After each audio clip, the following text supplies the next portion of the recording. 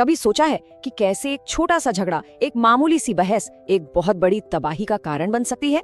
आज हम एक ऐसी ही कहानी को समझने जा रहे हैं जो हमें सिखाती है कि आपसी फूट कितनी विनाशकारी हो सकती है। तो इस कहानी का केंद्र ही बड़ा अजीब है। सोचिए, एक शरीर लेकिन दो सिर, और दोनों सिर एक दूसरे के जानी दुश्मन। ये हमें दिखाता है कि कैसे एक ही वजूद के अंदर भी इतना बड़ा टकराव हो सकता है। चलिए कल्पना करते हैं एक घने बरगद के पेड़ की, जहाँ ये अनोखा पक्षी रहता था। इसके दो सिर थे और इसकी पूरी जिंदगी बस एक ही चीज के इर्द गिर्द घूमती थी, कभी न खत्म होने वाली बहस और एक दूसरे से आगे निकलने की होड़। और यही तो सबसे अजीब बात थी, उनकी लड़ाई कितनी बेमतलब थी। वो शायद ये भूल ही गए थे कि उनका शरीर तो एक ही है, मतलब उनका अंजाम अच्छा हो या बुरा, एक दूसरे से जुड़ा हुआ है। और अब कहानी में एक ऐसा मोड़ आता है जो सब कुछ बदल कर रख देता है। इसकी शुरुआत होती है एक बहुत ही सुंदर मीठे फल से, जिसे बाएं सिर ने देखा। जैसे ही दाएं सिर ने उस फल का एक टुकड़ा मांगा, बाएं सिर का स्वार्थ जाग गया। उसने साफ साफ कह दिया, नहीं, मैंने इसे पहले देखा तो ये सिर्फ मेरा है। ये देखने में तो एक छोटी सी बात थी, लेकिन इसने एक बहुत गहरी दरार पैदा कर दी। बस उसी एक पल के स्वार्थ ने सब कुछ बदल दिया। जो एक मामूली सी असहमति थी, वो अब एक गहरा जख्म बन चुकी थी। एक ऐसी नाराजगी जो दिल में घर कर गई। कुछ दिन तो बिल्कुल शांति रही, लेकिन ये तूफान से पहले वाली शांति थी। अंदर ही अंदर वो नाराजगी सुलग रही थी, जो अब एक भयानक आग में बदलने वाली थी। और कहानी में तनाव तब बढ़ता है जब दाएं सिर को एक दूसरा फल मिलता है, लेकिन दूसरे पक्षी चिल्लाकर उसे चेतावनी देते हैं कि ये जहरीला है, ये मौत का फल है।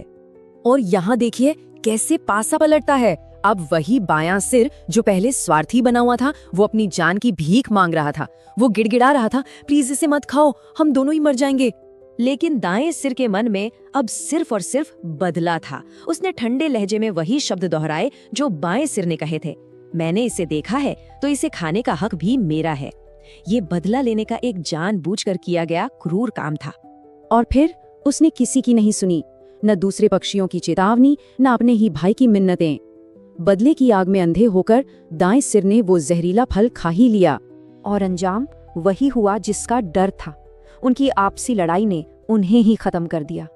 आखिर में कोई नहीं जीता, दोनों ही हार गए। देखिए, इस कहानी का सीधा सा मतलब तो यही है कि एक परिवार में झगड़ा सबको ले डूबता है, लेकिन इसका सबक इससे कहीं ज्यादा बड़ा और गहरा है। चलिए देखते हैं कि आज के दौर में ये कहानी हमें क्या सिखाती है। तो आखिर इस कहानी का असली सबक क्या है?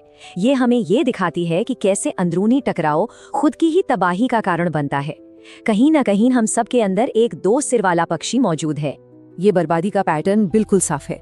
देखिए, सबसे पहले आता है स्वार्थ। स्वार्थ से पैदा होती है नाराजगी। नाराजगी जन्म देती है बदले की भावना को, और बदले का अंत होता है सबकी बर्बादी पर।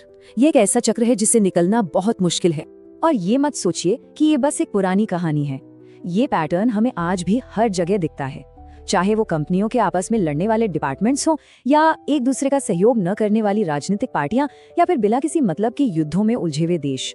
तो यहाँ एक बहुत अहम सवाल उठता है, क्या कोई बहस जीतना इतना जरूरी है कि उसके लिए सब कुछ दांव पर लगा दिया जाए? दाएं सिर को एक पल के लिए लगा होगा कि वो जीत गया, पर असल में उसने खुद को ही हमेशा के लिए खत्म कर दिया। तो अब जब भी कहीं कोई संघर्ष देखें तो ये सवाल जरूर सोचना चाहिए, आज हमारी दुनिया में ये दो सिर वाला पक्षी कहाँ लड़ रहा है?